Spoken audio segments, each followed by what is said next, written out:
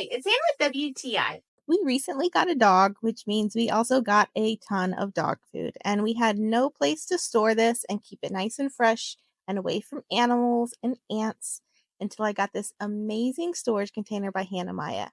It is so nice and it feels really well made and durable. It can hold up to 35 pounds of dog food, so that is a lot and will last us quite a while.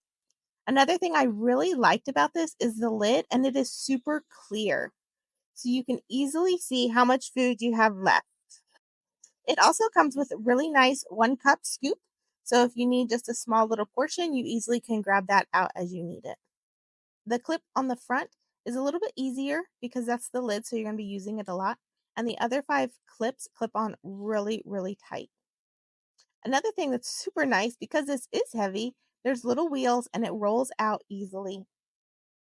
If you are looking for a nice place to store rice, grains, or your dog food as well, this one is highly recommended by me. And that's my point of view.